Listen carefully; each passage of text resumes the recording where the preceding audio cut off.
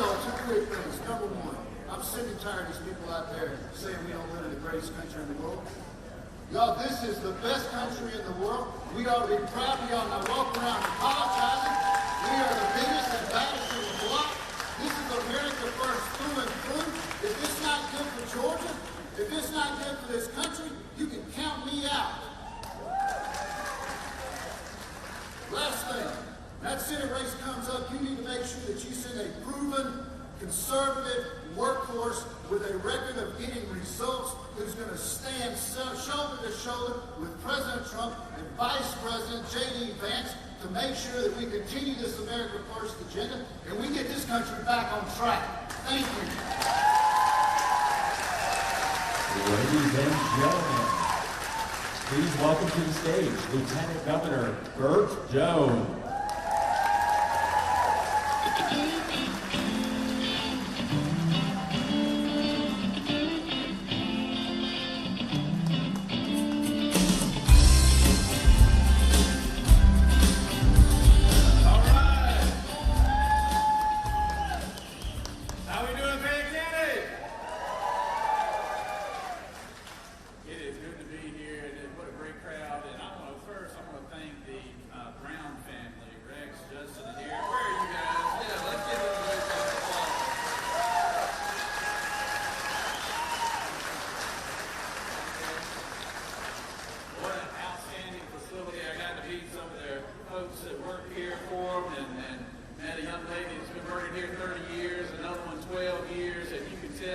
This is a family business that cares about their employees and cares about the American way. But born here, raised here, and also producing a great product right here in Fayette County, Georgia. Let's give them a big round of applause.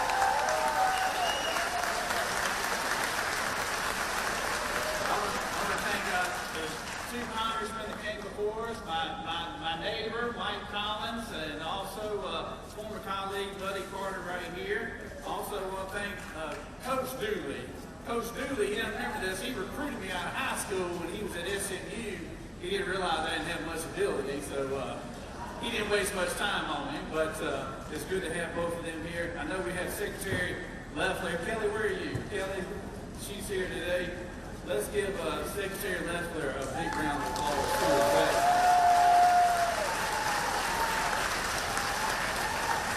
We have many State House and Senate members here. I know I say Senator John Kennedy, Tim Bearden. I know I saw Representative Houston Gaines here, Beth Camp. I know all the State House and Senate members, stand up and be recognized here real quick, please.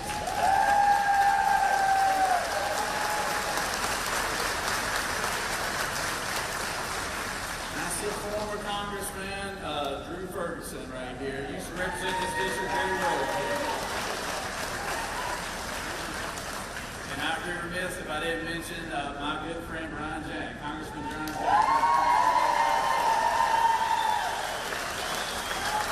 If I missed anybody, I apologize. I came in the back door. How they usually let me in on places. You know, they won't ever let me in the front. But it is great to be here. I'm Burt Jones. I'm the Lieutenant Governor here of this great state, and I'm like the Brown family. I'm from a little small town over in Jackson, Georgia, and I have a family business there. I'm very proud of it, and I'm going to be running for governor because I want the great state of Georgia to continue to be a red state.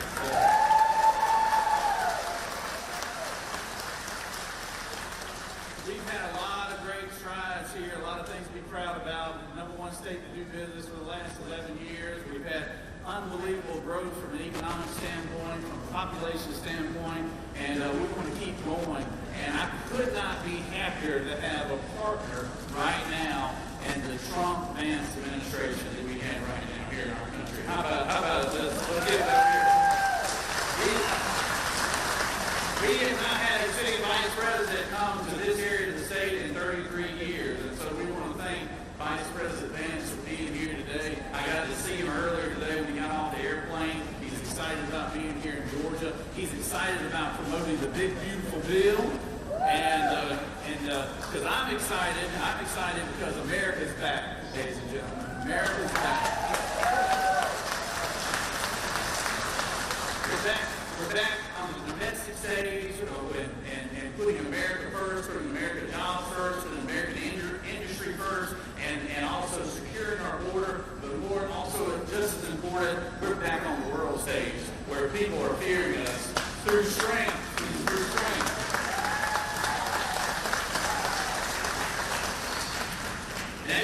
As your next governor, and I hope I can earn all of y'all's support, well, the things I'm going to focus on will be very simple. We're going to try to keep this economy running. We're going to try to keep us the #1 state to do business. And I want to do that by incentivizing people, by eliminating our state income tax. That's not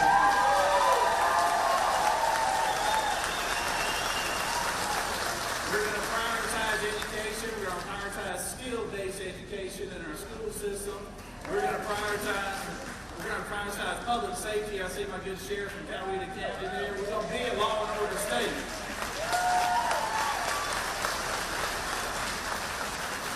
And we are going to be prioritizing Georgia workers and Georgia citizens here in this state. And we're going to promote companies just like this one today, because that is the backbone.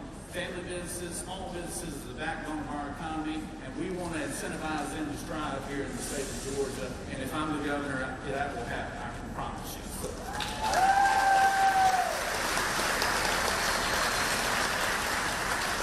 This is a great opportunity, and I will tell you right now, somebody said, who's your competition? I said, I don't worry about competition. So I think you catch more fish watching your own court. That's an old Georgia term if you don't know that, by the way.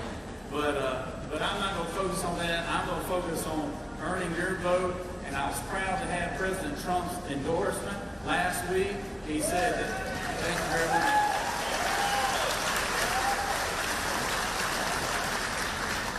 I've been with President Trump since he first came down the escalator way back in 2015, and I've never wavered from him. And he rewarded me by saying, you know, Bert, you've never asked for anything. When can I endorse you for governor? I said, now as good as any, Mr. President. So I appreciate that, but when the Vice President gets on stage, let's give him a great, warm welcome, a Georgia welcome, because it is such an honor to have him here today. I appreciate each and every one of y'all here. I appreciate the Brown family. I look forward to seeing y'all on the campaign trail. God bless y'all, and God bless the great state of Georgia. Thank you.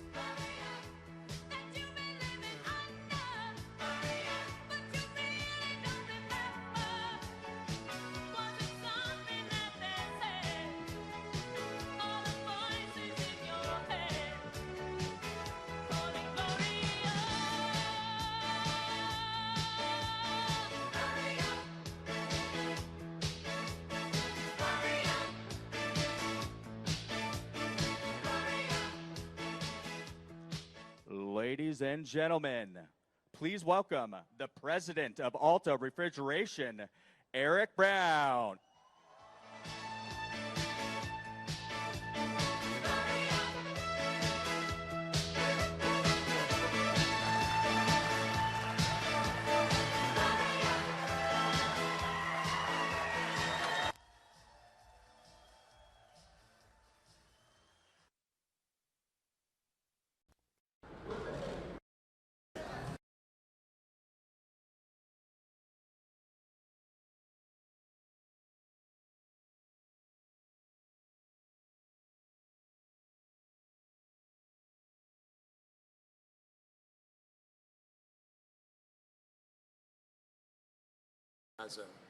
Is everybody ready for this? Oh yeah. As somebody would say, this is going to be huge. All right, guys. When you walk through the door of Alta Refrigeration, you walk into something different. An organization built on the following principles. We stand for integrity. We work with competence. Actually, we work with experts. And we lead with compassion. And all of these things put together equal one thing: it's trust.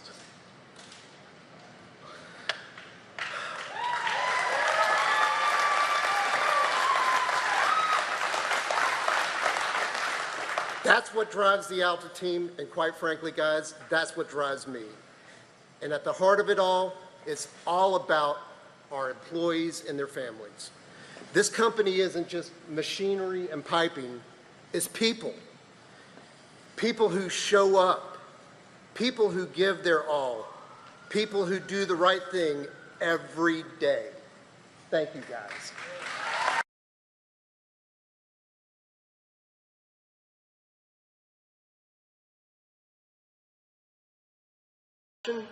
They're not just business values, they're American values. And these same values,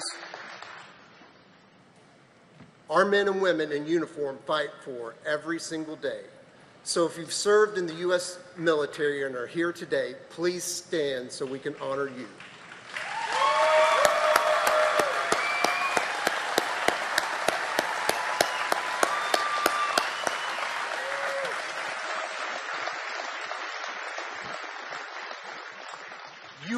You represent courage, honor, sacrifice, the best of America. Thank you guys for your service.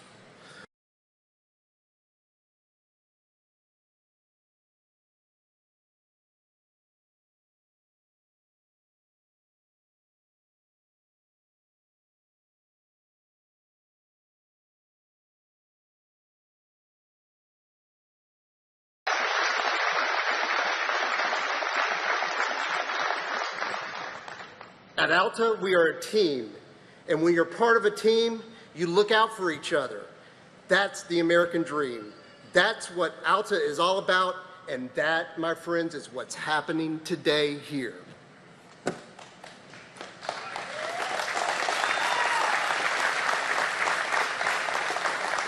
So let's not forget our customers, the backbone of this industry.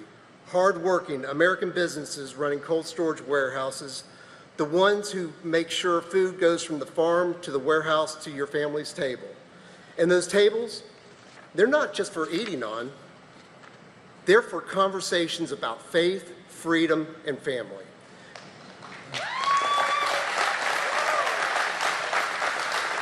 This is where American values are passed down, and this is why what we do is so important. And today, guys, again, honored and stoked. This is a monumental moment for Alta Refrigeration, a company that works tirelessly for its employees, its customers, and community, while also making safe and sustainable decisions to protect our future.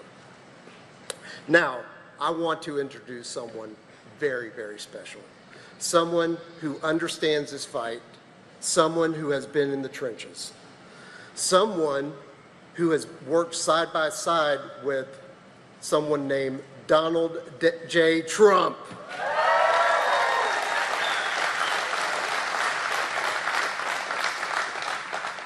someone who is detailed, driven, dedicated to the people he serves.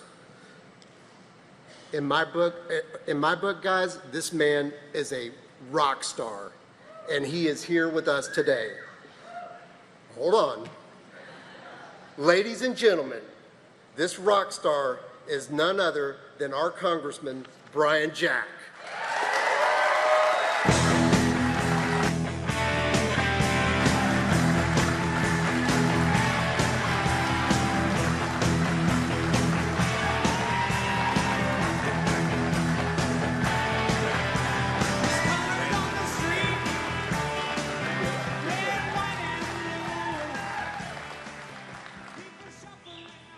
Well, thank you, Eric, for that incredibly kind introduction. And before I begin, let's offer our appreciation and gratitude to the entire Alta Refrigeration team for hosting us at this historic event.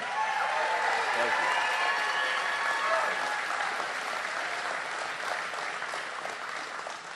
you. It has been 33 years since a vice president visited Fayette County. Some of y'all may remember.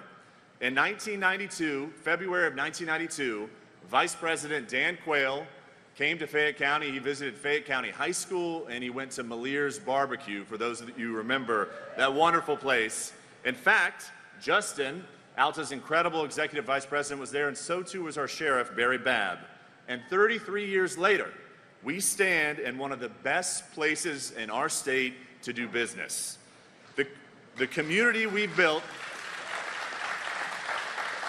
the community we have built and the economic environment that we have created continue to invite investment from all across the world, and I'd like to acknowledge some of the local elected leaders who are responsible for this success. Fayette County Sheriff Barry Babb.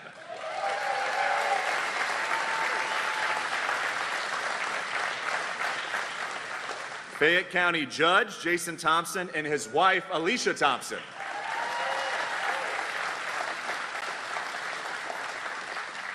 Peachtree City Mayor Kim Leonard.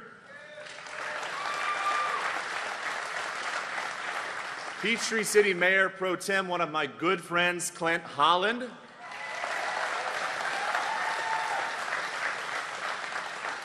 Peachtree City Councilwoman and someone who, along with Nancy Holland, is very responsible for the success of this event, Suzanne Brown.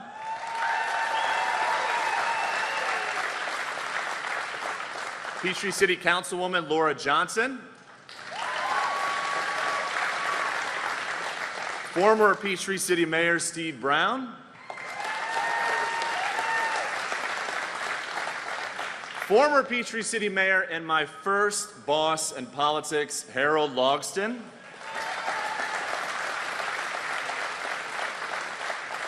Former Peachtree City Councilman Mike King. Tyrone Mayor, just up the road, Tyrone Mayor Eric Dial. Tyrone Councilwoman Jessica Whalen. This gentleman is the Dean of the Mayors of Fayette County. We've got Woolsey Mayor Gary Lagis.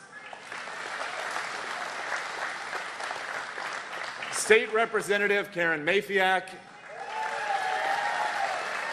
And my predecessor, former Congressman Drew Ferguson. Now, if I can also ask all of the brave men and women of our law enforcement to stand up so that we can acknowledge your service. Thank you for protecting our community.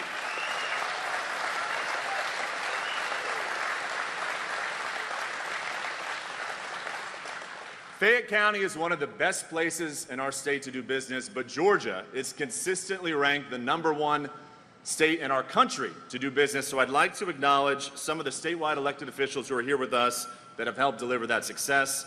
You just heard from him, our Lieutenant Governor Burt Jones, who was recently endorsed by President Trump to be the next governor of our great state, Burt Jones.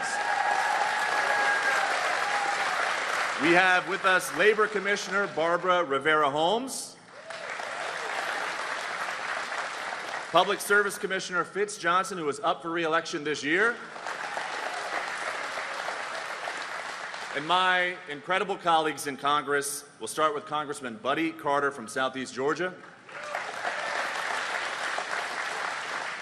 Congressman Andrew Clyde, a United States Navy veteran, Congressman Rich McCormick, a United States Marine Corps veteran, and Congressman Mike Collins, our neighbor whose father, Mac, ably represented Peachtree City for 12 years. Mike Collins. Thank you also to Coach Derek Dooley for joining us. It is an honor today to welcome Vice President JD Vance and two members of President Trump's cabinet, Administrator Lee Zeldin and Administrator Kelly Loeffler, to my hometown of Peachtree City.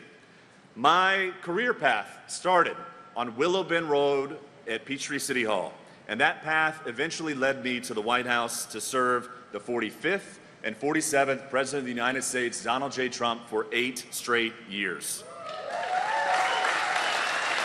And when you work for President Trump for nearly a decade, you certainly learn a lot. And a lesson that I very much valued was the importance of promises made and promises kept. President Trump is the absolute best at this. He has single-handedly reoriented our electorate to present to elected officials a very simple equation. How many promises did you make and how many promises have you kept? And throughout my campaign for Congress, I made a consistent set of promises to each and every one of you. I promised to vote to make permanent the Trump tax cuts that were set to expire at the end of this year. I promised to vote to unleash America's energy potential by unlocking our vast lands for energy exploration.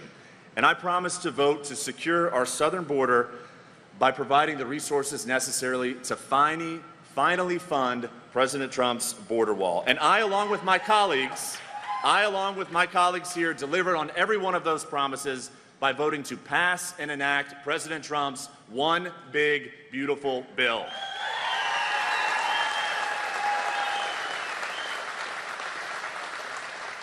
I also promised to continue the historic deregulation that President Trump achieved during his first term. And one of my first actions in Congress was to fulfill this important pledge. Just down the road in Peachtree City is the corporate headquarters of Rinnai America Corporation. Rinnai builds tankless water heaters, and they do so at a state-of-the-art facility in Griffin. Their CEO, Frank Windsor, and their VP, Perry McGuire, are here in attendance today. And shortly after I was sworn in, Frank and Perry reached out and they explained they had a problem.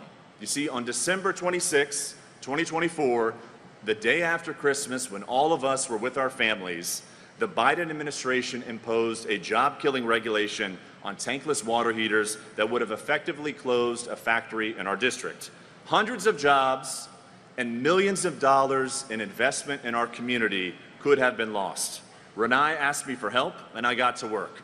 So in January, my colleagues and I introduced legislation that repealed that Biden regulation. In February, House leadership put our legislation on the floor, and it earned a bipartisan majority as it passed. In April, the United States Senate passed it, and in May, I stood by President Trump in the Oval Office as he signed into law our legislation that repealed a job-killing Biden regulation and saved hundreds of jobs in our community.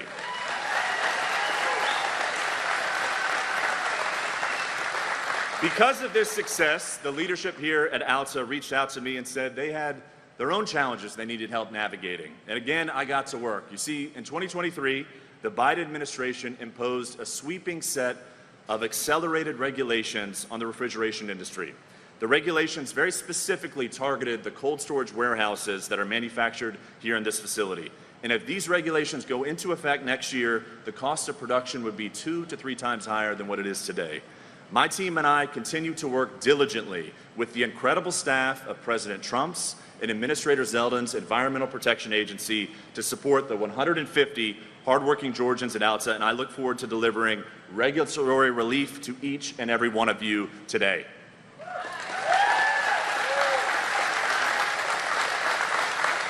When I ran for Congress, I didn't necessarily expect to be a congressional champion for commercial appliances. But deregulation across our community is a promise I made and a promise I kept.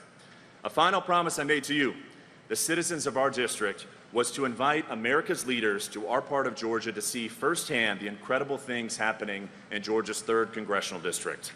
During my campaign for the Republican nomination, we had Ben Carson, Jim Jordan, and Kari Lake visit.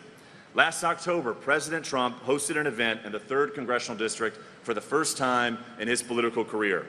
In April, our wonderful Small Business Administrator Kelly Loeffler joined me for a small business tour in Troup County. In May, the Secretary of Energy joined me at Renai's tankless water heater plant in Griffin to celebrate our legislative success. And today we welcome the 50th Vice President of the United States and 2 members of President Trump's cabinet to Peachtree City.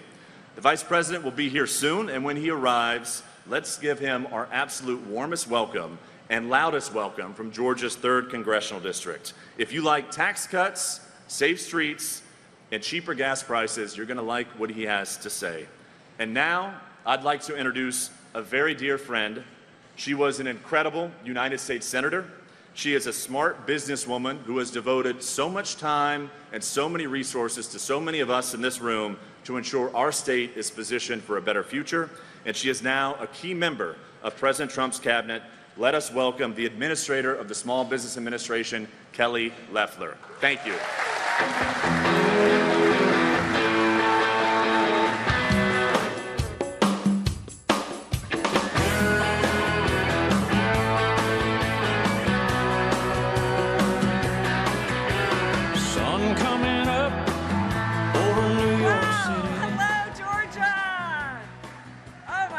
Thank you for packing the house for our great Vice President JD Vance. I am so honored to be with y'all.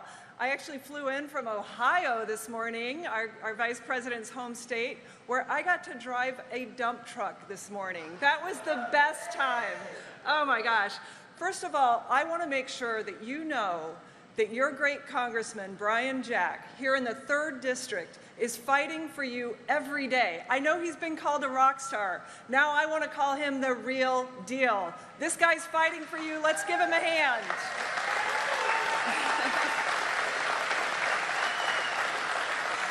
I'll tell you someone else who's fighting for you, President Trump. In just 7 months, he has achieved so much. He's restored common sense to this country. He's closed the border. How about that?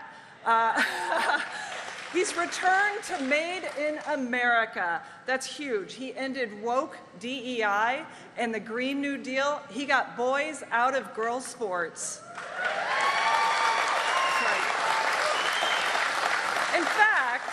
In fact, President Trump has done every single thing that the last administration said was impossible. Well, of course it's impossible when you're sleeping on a beach and the auto pen is running wild. President Trump has not only restored hard work to the White House, he's restored decency, and he's restoring strength and economic growth in this country. So whether it's drill baby drill or ending rampant Biden inflation, this president gets more done in 1 week than the last administration got done in an entire year. Yeah. He's just like all of you, the hardest working guy in the business. Now, if that's not enough, he spends his weekends negotiating trade deals, and he spends his weekends also negotiating world peace. Now, if he doesn't get the Nobel Peace Prize for that, he should definitely get the Peace Prize for restoring sanity and safety in Washington, D.C.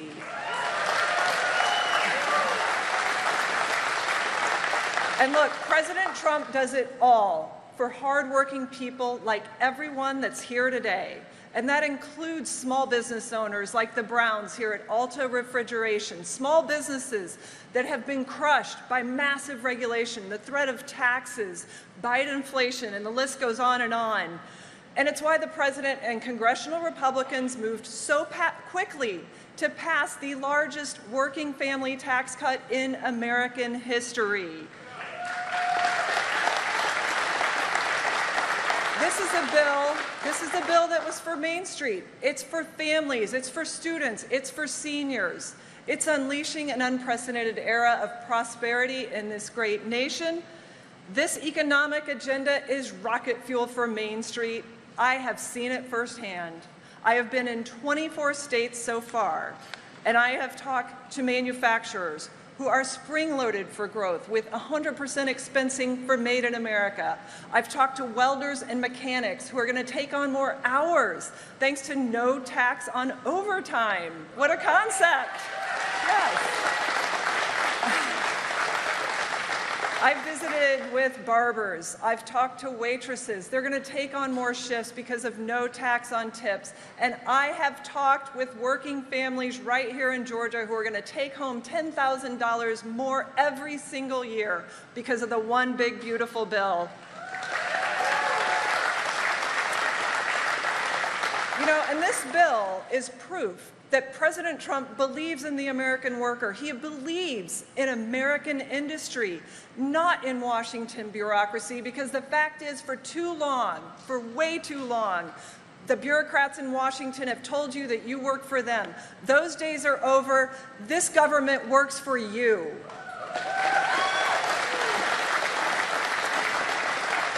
So I'll wrap up with this. This is the bottom line.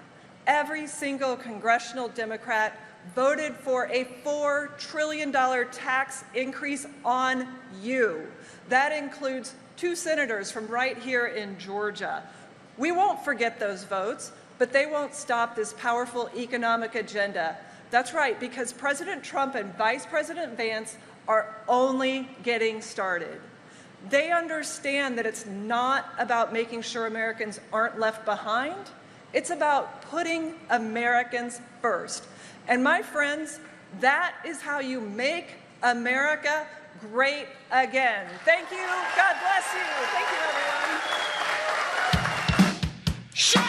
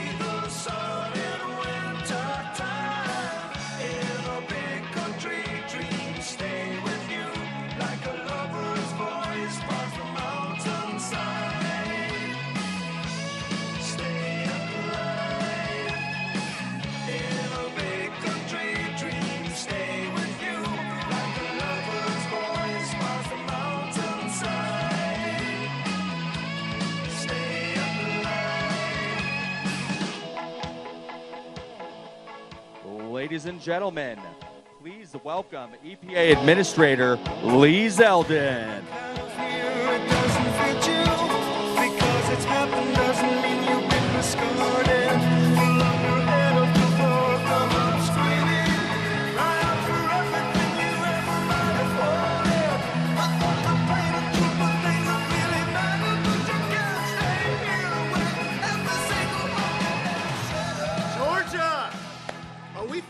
up and ready to see our Vice President JD Vance?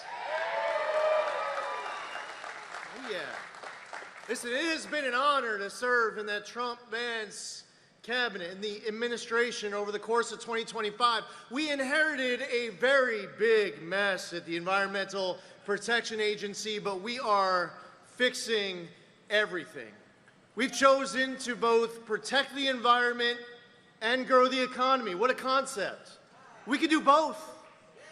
Just over the course of this year, we have now canceled over $29 billion worth of grants, $18 million in real estate consolidations, $1 million in canceled media subscriptions. Sorry, guys in the back. $750 million saved in salary staff reductions. We are doing this with a zero-tolerance policy for any waste and abuse because we care about protecting your precious, hard-earned tax dollars each and every day that we are on this job fighting for you.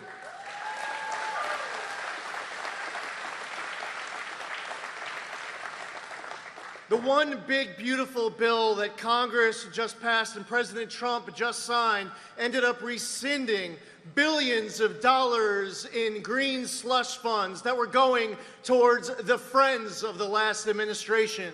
Former Biden and Obama administration officials, unqualified recipients, self-dealing, conflicts of interest, reduced agency oversight, under the banner of climate alarmism through policies and through money. They have taken this agency and this government in the wrong direction. And each of us, we inherited our own messes, but we are motivated for you, understanding what the Trump-Vance mandate is, what the American public voted for last November, and we are committed to doing everything in our power every single day to fight for you and to make you proud. Is President Trump and JD Vance making you proud every day that they're in office? Oh yeah, it's an honor to serve alongside them. At the Environmental Protection Agency, we are doing more deregulation in 1 year than entire federal governments across all agencies, across entire presidencies. That's how much deregulation we're doing. We're doing the largest deregulation in American history, and proud of it.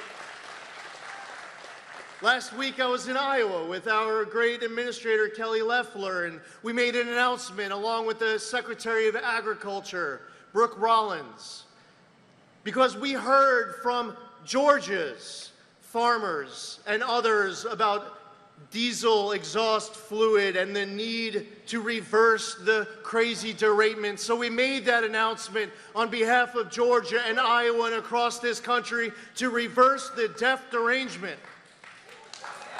We're getting your water to flow more. We're getting your gas cans to flow faster. We're going to stop those annoying start-stop features on your car. We hear from the American public about what matters to you, and whatever matters to you matters to us, and we will fight hard for you every single day. Now, JD Vance has been an amazing leader, proud to call him a friend. He's a Marine. He's someone who would give up his life in defense of this country. He loves our flag. He cherishes our freedom and our liberty. Our nation is stronger because JD Vance is our vice president. Our nation is safer because JD Vance is our vice president. He is courageous. He is wise. He is battle-tested, and he is ready.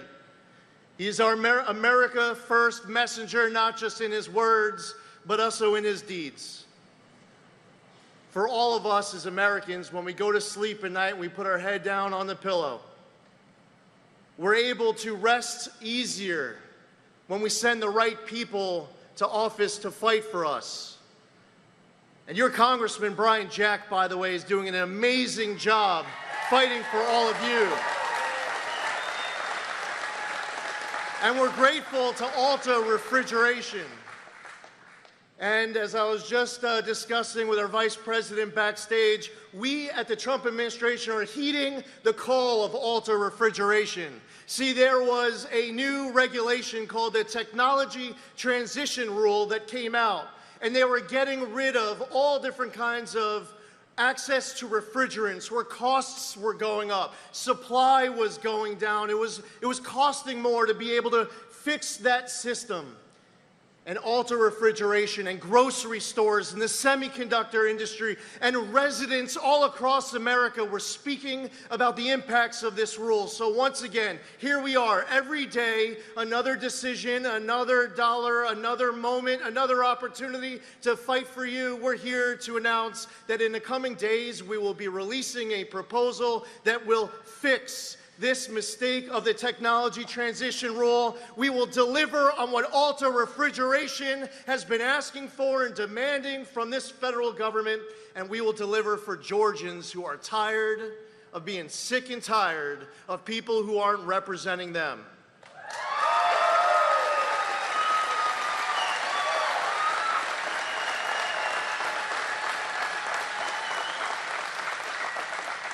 Ladies and gentlemen, I introduce to you a warrior, a patriot, a leader, a friend, somebody who we can trust, somebody who fights for us when we see him fighting on our behalf, but also is fighting hard for us when we don't see him in front of us. Ladies and gentlemen, all day, every day, JD Vance and his team understand what's at stake for America. He is doing his part. The Trump administration is doing their part with the great help, the fearless leadership and determination of this man, our next speaker. Give it up for our great Vice President, our Marine,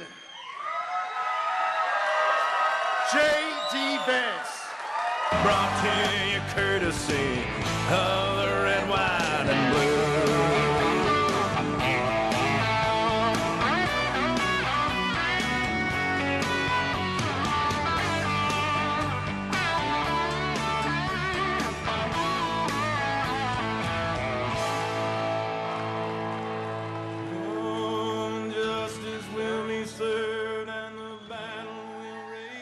How we doing, Georgia?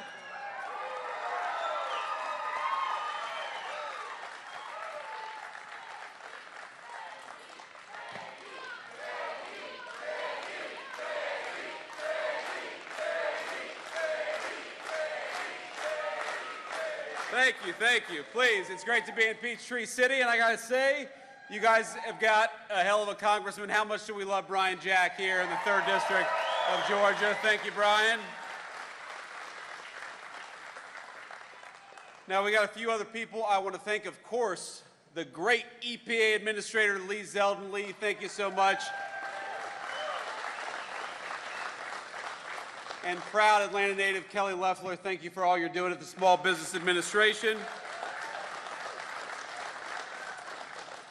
All right, you guys are lucky to have a great Trump-endorsed Lieutenant Governor Burt. Burt, good to see you, man. How we doing? Burt greeted me on the tarmac today. He had been on the tarmac, I think, for a few minutes because he was sweating bullets. And that hot Atlanta sun, I felt bad for him. But Burt, thank you. You're going to make a great governor for the state of Georgia, and we're with you every step of the way. Now, I understand we got a little preview. This is my idea. A little preview of the Senate race here in the great state of Georgia. How'd they do, ladies and gentlemen? Do good? Well, let me thank Coach Derek Dooley. Derek, thank you for being here. Let me thank Representative Buddy Carter. Buddy, thank you. Good to see you, man. And, of course, the great Mike Collins. Mike, thank you for everything that you do. It's good to see you, man. Now, here's the thing. We're at a great American facility. I want to thank these great workers behind me. I feel bad for these guys because they got to stand up the whole time I'm talking. You guys get to take a seat, and boys, strap in, because we're going to be up here for about 3 hours. You give a politician a microphone, and it's always tough. Boys and girls. We've got a few ladies back there, too. But here's the thing. This facility, this manufacturing plant represents what makes America great. Because the products that you build, the jobs created here, the ingenuity and the technology and the development and all the things that actually make America run are built right here at this incredible facility. So thank you to Alta, thank you to the workers, and thanks to the people who make this facility run. Now, I heard something before I went on. because there's this big refrigerator right behind me, right? And somebody told me it was 13 tons, is that right? That's a big refrigerator. Now, am I also right that a lot of the products that you guys make go into Chick-fil-A? Is that right? Okay, I know that's a great Atlanta company, but as a customer, a frequent customer at Chick-fil-A, I've got a personal connection because you guys make a great American company run, and that's what I love about this country. When you guys make a great product, it enables more great products to be made. That creates more jobs for our people, that creates more American innovation, and it creates more prosperity for the American worker. And I'm here, of course, as a representative of the President of the United States that has done more for the prosperity of the American worker than any president in a generation. So can we give it up for President Donald J. Trump, because I know he's watching.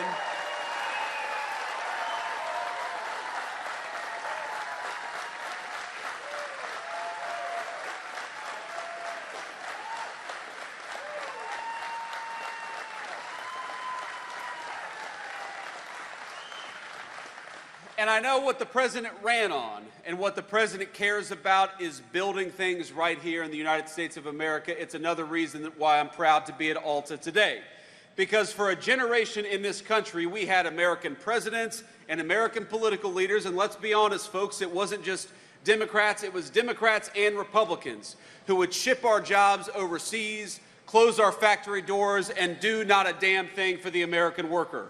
So how nice is it in Washington, D.C. to have a government that is going to protect your jobs, that's going to fight for this facility and say, very simply, if you're building it here, if you're making it here, if you're producing it here, we are going to give you, and already have given you, a big fat tax cut. That's a good thing.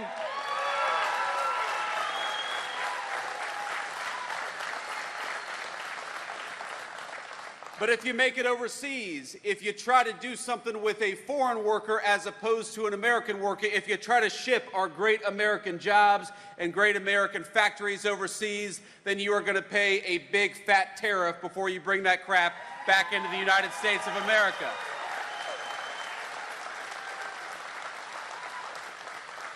And that's what President Trump's economic policies are all about, my friends. It's the carrot and the stick. We want to make it easier to build in America. We want to make it harder to build overseas. We want to make it easier to rely on our great American workers because we got a lot of them. American businesses ought to employ American workers. And we want to make it harder to employ foreigners to take those jobs from the Americans who deserve them. And most importantly, if you're working hard every single day right here in the United States, or if you're building a business right here in the United States, you ought to have a tax code that rewards you instead of punishes you, and that's what happened when we passed the Working Families Tax Cut just a couple of months ago, and of course, Brian Jack was a critical part of that, so you should be proud of your congressman.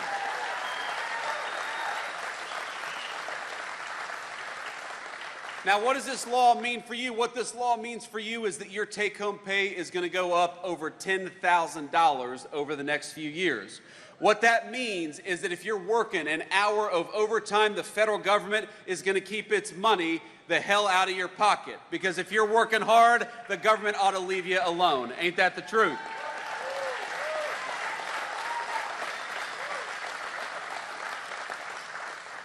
Do any single moms out there?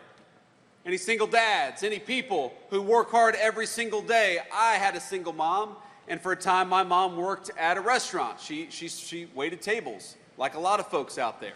And you know what we did in this new law? We said that if you're working hard and you're making your income via tips, we are not going to tax tips anymore because we want to give everybody out there that's working hard for those tips a little bit of relief.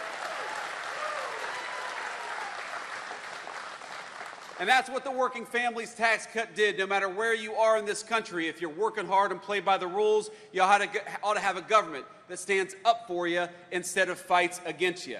That's why we increased the child tax credit in the Working Families Tax Cut. That's why we eliminated taxes on overtime and on tips. And that's why we had the biggest tax cut for families that this country has ever seen, because we believe that you ought to keep more of your hard-earned money, and we believe that if you're busting your rear end every single day, the government ought to make it easier for you and not harder for you, and that's why we fought for that legislation.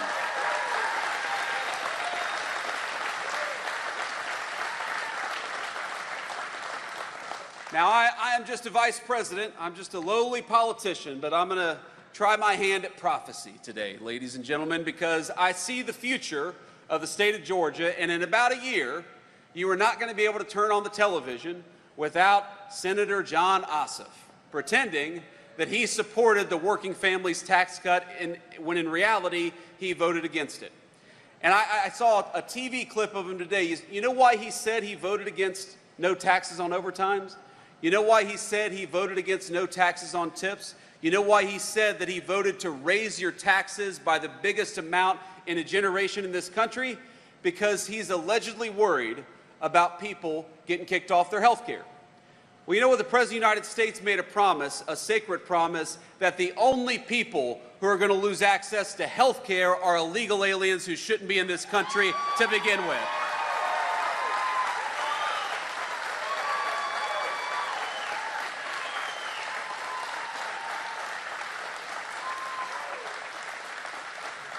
Because I happen to believe that Medicaid belongs to American workers and American families. I happen to believe that when you are struggling in this country, we're generous people, and we want to help you.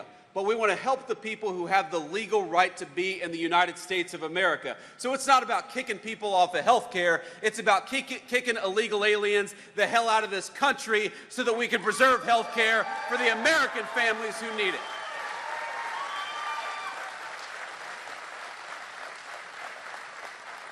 And that's what the Democrats never talk about. That's what they'll never tell you. They'll say, well, Republicans want to do this to health care. They want to do that. They want to do all these terrible things. When in reality, if you look at what the Democrats have done, what they've tried to do is to allow millions and millions of illegal aliens into this country, to give them benefits that ought go by right to American citizens, and then to attack Republicans when we dare to stand up for the American citizens who have the right to be here. So when you watch those TV commercials in a year, and John Ossoff, I tell you, he's going to pretend to be a reasonable moderate. He's actually going to run TV advertisements, I promise you, because I ran against a guy like this in the state of Ohio, where he says that he supported President Trump's agenda.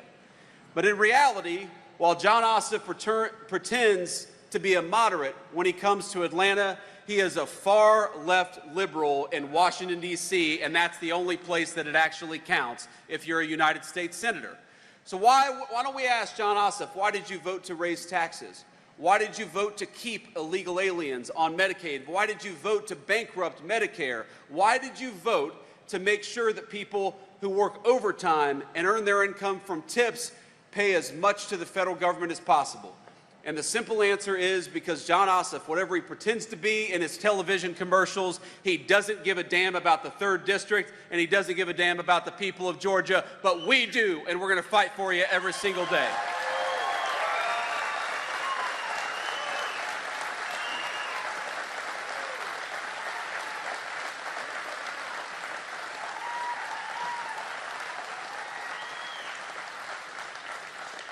Let me just leave you, my friends, with a final thought. I want to thank you all for being out here, and again, thank the folks behind me, the great workers of this facility. And I'll take a few questions. Should I take a few questions from the media? Okay, I'll do that. So we'll take a few questions from our great reporters, hopefully some local reporters back there, but I'm sure some national fake news as well. But, you know, I went to Union Station in Washington, D.C. yesterday. Anybody here ever been to Union Station? Okay. It's a beautiful, beautiful building, really a monument to American greatness. I was walking around, I was looking up at it, these beautiful high ceilings. It looks like something out of a fairy tale. And I remember that 2 years ago, when I took my kids to Washington, D.C.'s Union Station, I actually had a crazy person screaming at my 3-year-old kid.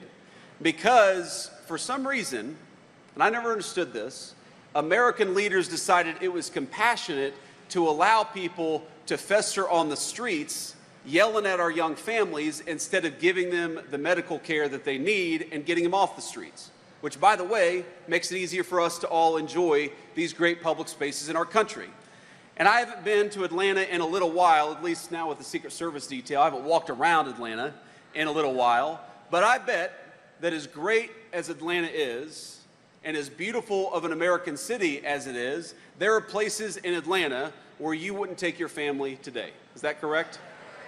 Just like in Washington, D.C., the national capital of the greatest nation in the history of the world, there are no-go zones where you would not take a young family or you would not take young children. And that's true, I'm sure, all across the state of Georgia, all across our country, because our leaders decided that they would make our streets safe for criminals instead of safe for the people who pay our taxes and keep our communities going. And I think that of all the things that I'm most proud of the president, the thing that I'm most proud about is that he finally put the government to work for the people who actually make this country function and run in the first place. We're cutting taxes for American taxpayers. We're securing the border. We've got 99% reduction in illegal border crossings in this country because we got a president who empowered Border Patrol to keep us safe.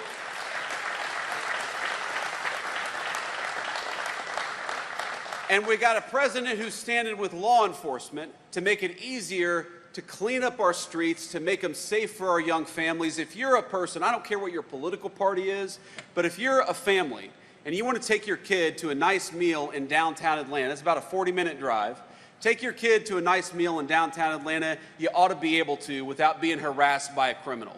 We got to take America's streets back for the American people, and that's what the President of the United States is doing every single day.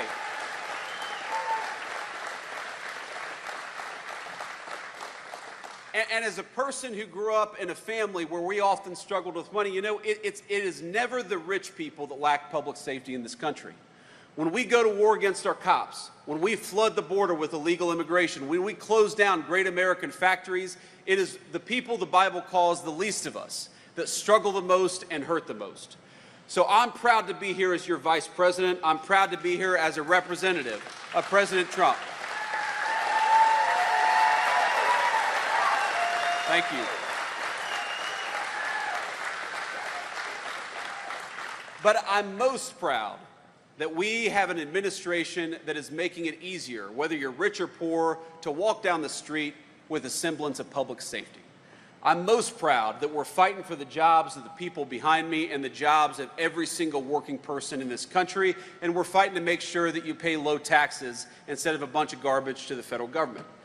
I'm proud that we serve an administration that cares more about American citizens and our public safety than giving Medicaid and Medicare to illegal aliens, which is what John Ossoff wants to do. In other words, I am proud that the kind of family that made me who I am finally has a representative and a fighter in Washington, D.C. I promise you, we'll keep on fighting for you every step of the way. God bless you, and thank you for having me. Thank you.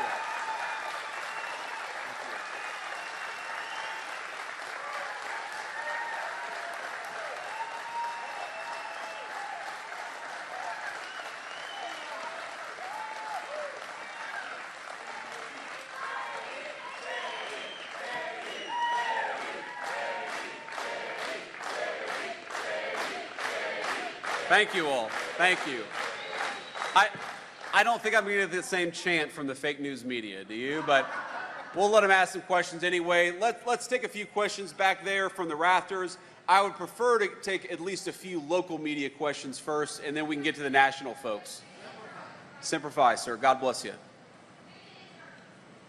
I think we have a microphone back there. If we could pass around. Sir, go ahead. Mr. Vice President, I'm Richard Elliott with WSB-TV here in Atlanta. You've heard the criticism from Democrats that making the Trump tax cuts permanent comes at a cost to Medicare, SNAP benefits, and other things like that. How would you answer some of those criticisms by the Democrats? Yeah, well, I appreciate that question. Look, there are a couple of responses to that criticism. First of all, the only people that we say should not get free government health care benefits are illegal aliens and those who refuse to try to even look for a job.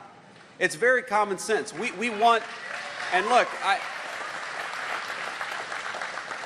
we are going to bankrupt this country if we keep on giving the people's benefits, the people's Medicare, Medicaid, and Social Security benefits to illegal aliens who have no legal right to be in this country and never paid into the system to begin with. That is never the design of those programs, is to give them to every person all over the world. They ought by right to belong to the American citizens who paid into those programs to begin with. And that's what we're fighting to make sure happens. And the second response I'd say to that is look, we did a lot in this legislation. Brian worked on it. The other representatives here worked very hard on this to make sure that a lot of our rural hospitals are struggling because of some of the policies of the Biden administration. So what we did is we put a lot of resources and a lot of changes in regulations to make it possible for our rural hospitals to stay open despite what the Biden administration did to them for 4 years. So our policy is very simple. Whether you're in a big city or a small town, we're going to fight for your access to health care. Whether you're an American citizen who's been here for 70 years or an American citizen who's been here for 2 years, we're going to fight for your access to a government that serves you. But if you're an illegal alien, you do not deserve government-paid health care benefits. You need to get out of our country, and that's as simple as that.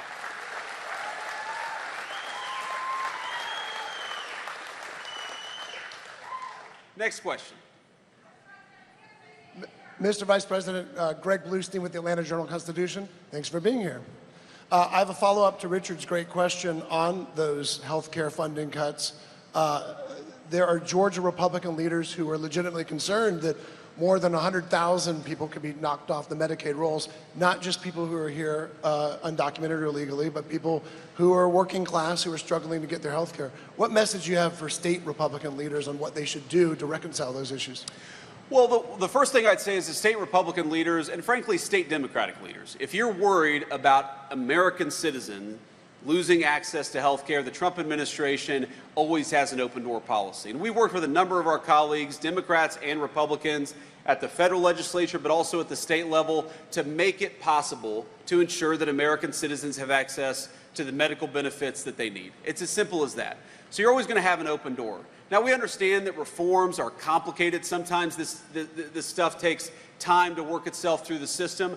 Many of the changes in the working families tax cuts to Medicare, or excuse me, to Medicaid, you're not going to see that stuff. It's not even, some of it doesn't even go to effect for 6 or 7 years, in part because we want to give enough time to work with people to make sure that American citizens do not lose access to those critical benefits. So if you look at the way we design the law, if you look at the way that those reforms are implemented, and if you look at all the other things that we're doing, we want to work with people to make sure that American citizens get what they're entitled to. What we do not want is people who have no legal right to be here to benefit from the generosity of the American taxpayer and to bankrupt those programs. So long as you're willing to work with us on those goals, we'll work with anybody, whether you got a D or an R next to your name, because we care about this country. We want to make sure it's secure and healthy.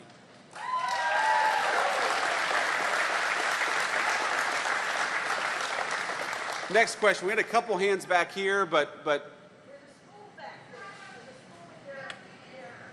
okay, we got a school back there. We do. Okay, well, let's get them a microphone. My name is Virgil Garrett. Thank you, Mr. Vice President. Of course, thank you. I'm here with the Central Educational Center, CCS-TV. The CEC is a college and career academy focused on training high school students to enter technical and trade industries. Can you tell us how the big, beautiful bill will impact us and our prospective jobs? And also, how is the administration focusing on schools like ours? So tell me, you say your name was Virgil? Virgil, tell me a little bit more about your school. So, Central Educational Center, we have classes focusing on trade and other industries. We have audio, video, aviation, cosmetology, dentistry, and students have Got it. Yeah. Okay, thank you. He asked me, Virgil, he asked me to comment on the school. I figured I should learn a little bit about it. I should learn a little bit about it before I commented on it, but I appreciate the clarification there. I mean, our proposal and our principle in the Trump administration is quite simple. We want Americans to be able to pursue their American dream. Whether that means going to a trade school or going to a 4-year education, going to the military, we want to give you as many options as possible. And what happened for a long time in this country is that you had both parties, both sets of leaders saying, no, no, no, no. the only pathway that we're going to fund, the only pathway we're going to help you with is if you want to get a 4-year degree. If you want to get a 4-year degree, great. But if you want to be a plumber or an electrician or a pipe fitter, your government ought to fight for you too. And that's exactly what we want to make happen.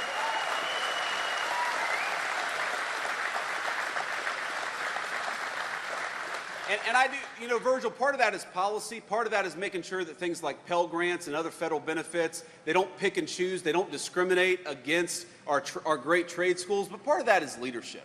And I think it's important for those of us who are in positions of leadership to say that, you know, there are so many great careers that require you use your hands and your head at the same time, where you can earn a great living, you can build something great for your fellow citizens and people in your community. We're not going to have enough housing. We're not going to have plumbing that works. We're not going to have lights that turn on unless we've got enough people going into our trade schools. We got to have more kids doing it, more young people doing it, because they're the ones building the American dream of home ownership. They're the ones building the future, and we're going to fight for you every step of the way. Thank you for your question, Virgil.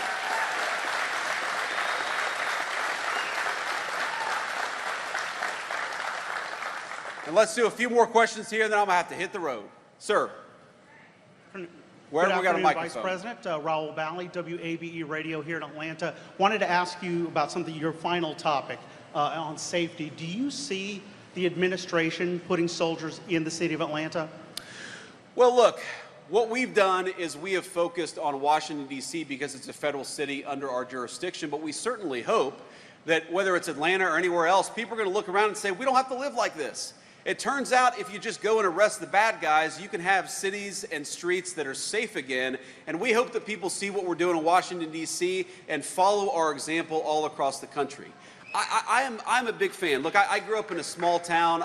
I love our beautiful countryside and our rural areas, but I love our big cities too. And I want you to be able to go shopping or go and get a nice meal with your family without the fear that you're going to get mugged, or even worse, because you had the audacity to take your family out for a day in one of our great American cities. We don't have to live like this.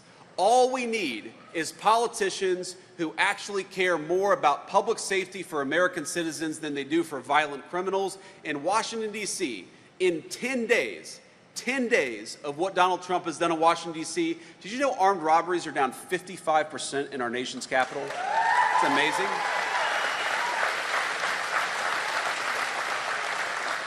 You know, murders in Washington, D.C. are down over 35%. Again, that's in a week and a half of just taking crime seriously. And there's something, you know, Democrats had this weird sickness in the head 5-6 years ago where they decided that all law enforcement was racist. You know who suffers the most, especially in our urban areas, when you don't allow the police to enforce the laws against bad guys? It is the good citizens, disproportionately black Atlantans, who suffer the most from high violent crime, because you've got more, or at least a disproportionate number of black Georgians living in Atlanta compared to other places. So when you empower police to prosecute violent criminals, that's not racism, that's empowering everybody, black or white, to live safely in their communities, and that should be the God-given right of every American citizen to walk down the street in safety and comfort. God bless you, sir.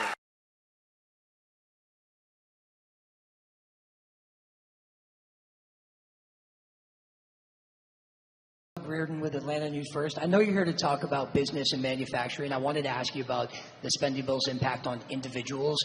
There was a nonpartisan Congressional Budget Office report that came out last week showing that the bottom 10%, the poorest Americans, would lose about $1,200 a year on their income, while the top 10%, they would add about $13,000 annually to their income. Can you justify for those poorest Americans those differences? Well, first of all, the Congressional Budget Office, sometimes they put out reports that are absolutely atrocious, and I think this is a good example of a very atrocious report. The most important thing for people who are living at the bottom of the income ladder is that they not pay taxes on their income sources. So if you're working hard and you're working overtime, you're going to get a big fat tax cut. If you're working at a restaurant or some other business where you're earning your wages primarily through tips, you're going to get a big fat tax cut. And most importantly, the president's economic policies are going to prevent your job from being shipped off to Asia or to Mexico. That is the very best thing for people at the bottom of the income ladder, and that's why we have the economic policies that we do. If you go back 50, 60 years, what is the fastest period for blue-collar wages rising in the United States of America? It is the time that we are living in right now, thanks to the economic policies of Donald J. Trump. You know what the worst thing for people at the bottom of the income ladder is? It's when you flood the country with millions upon millions of illegal aliens and force our poor Americans to compete for jobs against low-wage foreigners who don't even have the legal right to be here. That is what destroys the wages and the livelihoods of people who are struggling in this country. We want to empower them to live the American dream. That's why we're protecting their jobs, lowering their taxes, and fighting to make their country safe again.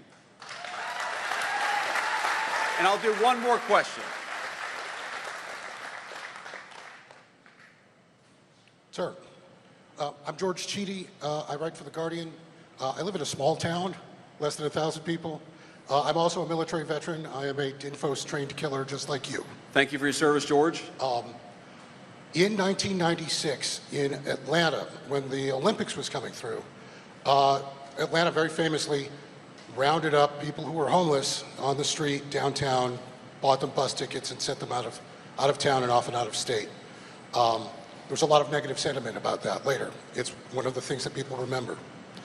I am concerned that in the press to eliminate encampments in DC, something similar to that is happening. What is happening to the people who are homeless, often poor, often have a mental health problem or a drug problem? Where are they actually going when these encampments are being broken? So first of all, George, I was 12 years old when the 1996 Summer Games happened in Atlanta, so I don't remember exactly the background there. I was worried about football and fishing and doing all the things that a 12-year-old in southwestern Ohio was worried about. But I think that the question betrays a certain misunderstanding of what we're trying to do and what is the nature of real compassion. I talked earlier about my son being harassed at Union Station a couple of years ago. Now, first, as a father, you have some vagrant screaming crazy stuff. I'm sure a lot of us have had this experience where you have some vagrant screaming crazy stuff at your 3-year-old. As a father, my first reaction is grab my son closer, make sure that he's safe. Okay, then you realize the person's not going to maybe run and charge and attack us. We'll just keep our distance. But then you think, wait a second, why have we convinced ourselves that it's compassionate to allow a person who's obviously a schizophrenic or suffering from some other mental illness, why is it compassionate to let that person fester in the streets? You see them, a lot of them have clear mental health issues. A lot of them have clear physical health issues. They're not properly clothed. They're not properly cared for. Some of them are wasting away. The compassionate thing is to have people who are having mental health crises, to get them in treatment, not to let them sit on the streets and yell at our people while they're walking by.